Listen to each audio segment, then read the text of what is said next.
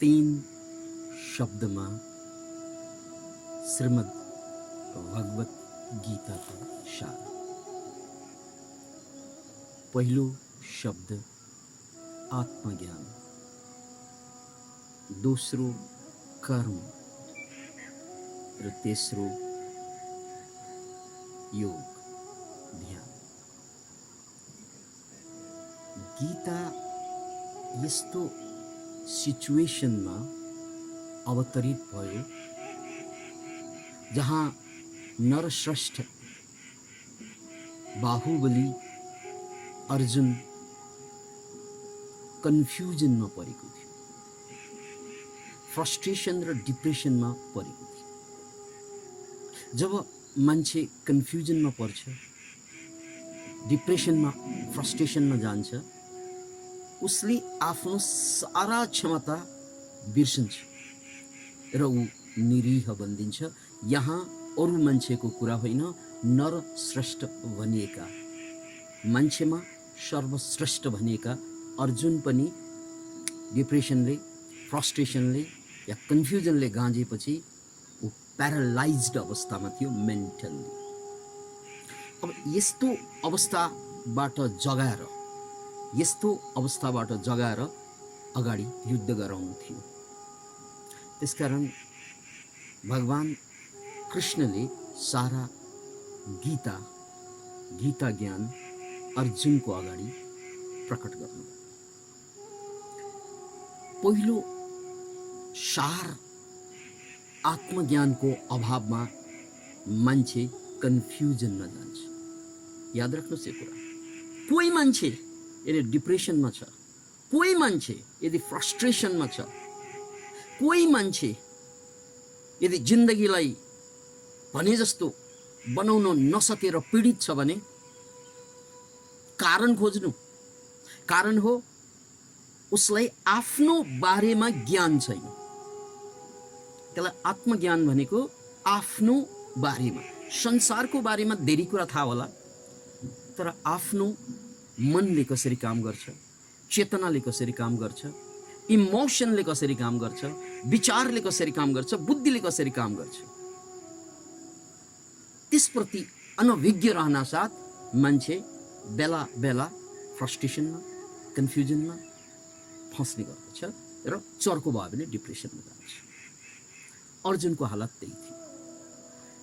अर्जुन यहाँ योद्धाको रूपमा, उसको अगाडि भयङ्कर युद्ध छ, उनले त्यो युद्ध लड्नै पर्छ। तर उनी मोहमा फसे। किन फसे त भने उनको बुझाइ मेरा गुरुवरलाई, मेरा आफन्तलाई, मेरो आत्मीयहरूलाई मारेर सिद्ध्याएर यो राज्य जितेर मलाई के फाइदा, बरु योभन्दा त म भिख मागेर खान्छु। यो उनको बुझाइ थियो। यो उनको बुझाइ भनेको यसरी बाहिरबाट हेर्दा ज्ञान जस्तो लाग्छ, तर यसलाई मिथ्या ज्ञान भनिन्छ। यो बुझाइ हरेक मान्छेलाई डिप्रेसनमा, फ्रस्ट्रेसनमा, कन्फ्युजनमा लाने अरू होइन, आफ्नो बुझाइको कारणले। किनकि अर्जुनको पनि त्यही बुझाइ थियो। अब यो बुझाइबाट, यो बुझाइको दायरा, यो बुझाइको घेराबाट बाहिरबाट ल्याउनु पर्छ उनलाई यो घेराबाट बाहिर नल्याएसम्म युद्ध हुँदैन। यानी उनी आफ्नो कर्तव्यबाट च्युत रहन्छ।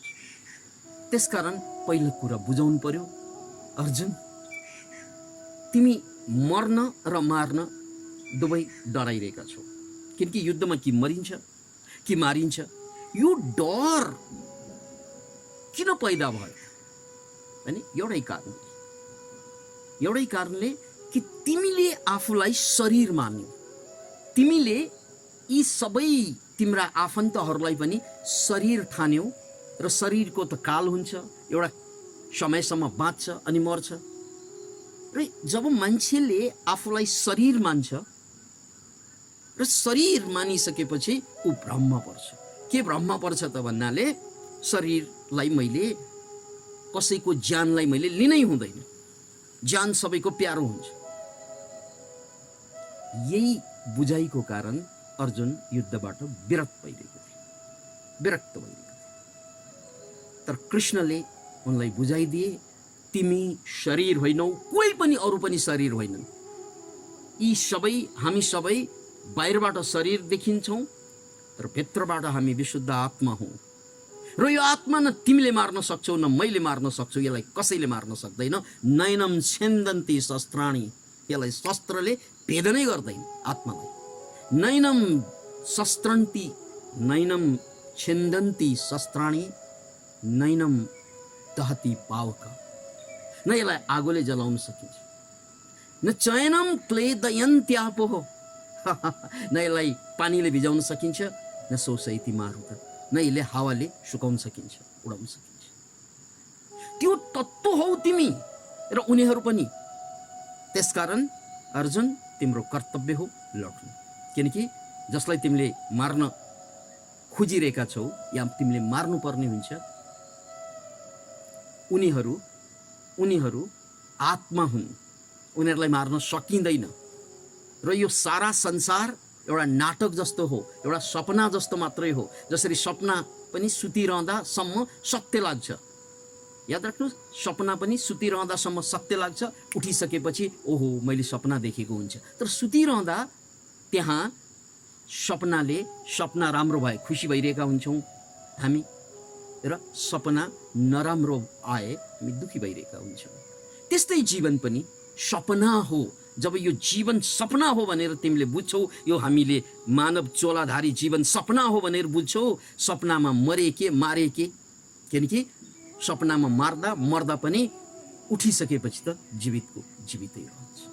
त्यसकारण अर्जुन, यो तिम्रो कर्तव्य हो, लड्नुपर्छ। तिमी क्षत्रिय हौ, क्षत्रियको धर्म हो लड्नु युद्धमा, बस सक्यो कुरा। अब यही कुरा हाम्रो जीवनसँग जोडेर हेरौँ। हामी जीवनमा कतिपय कुरा गर्नबाट अल्छी बनिरहेका हुन्छौँ, डराइरहेका हुन्छौँ, अगाडि बढ्न नसकिरहेका हुन्छौँ।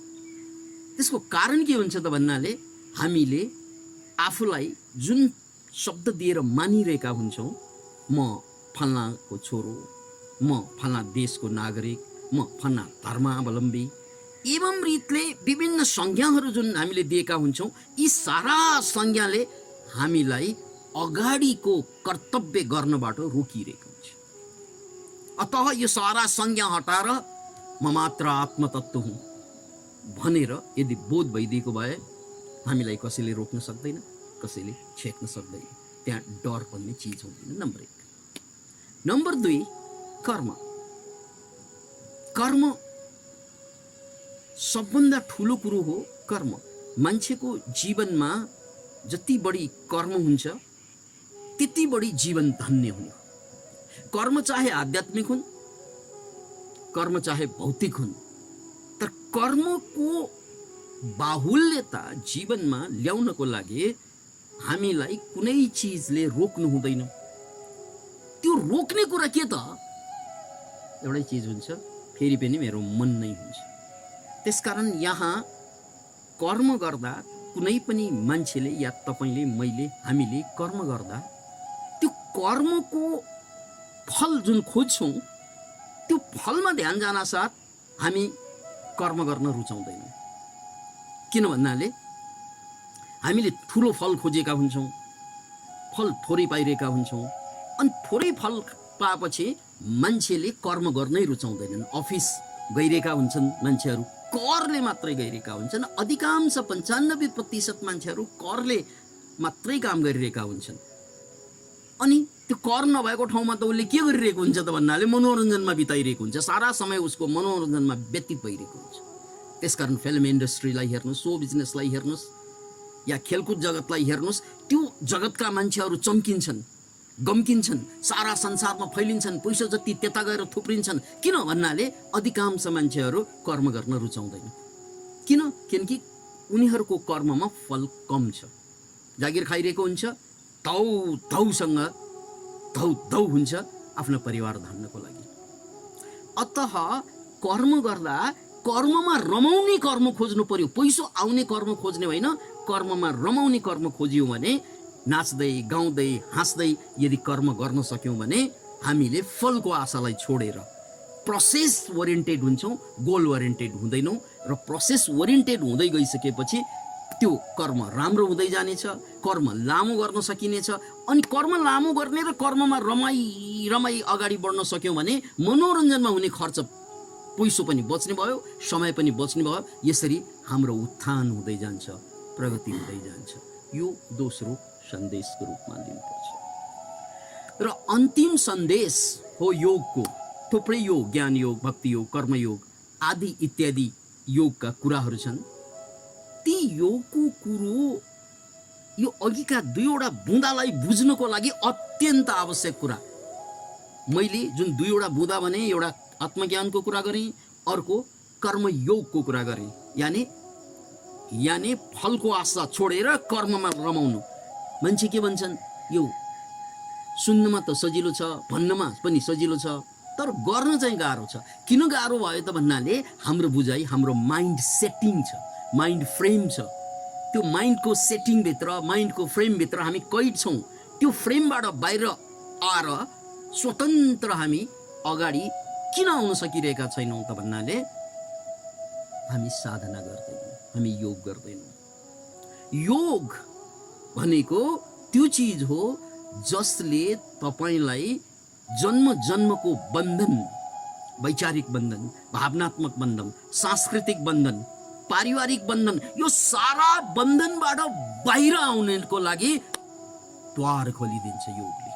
जब तपाईँ आफ्नै बन्धनबाट, मानसिक बन्धन अनि त्यसले प्रोजेक्ट गरेको सामाजिक बन्धनबाट बाहिर आउनुहुन्छ, बस त्यसपछि तपाईँको लागि आत्मज्ञान बुझ्न सजिलो हुन्छ, तपाईँको लागि कर्मयोग गर्न पनि सजिलो हुन्छ।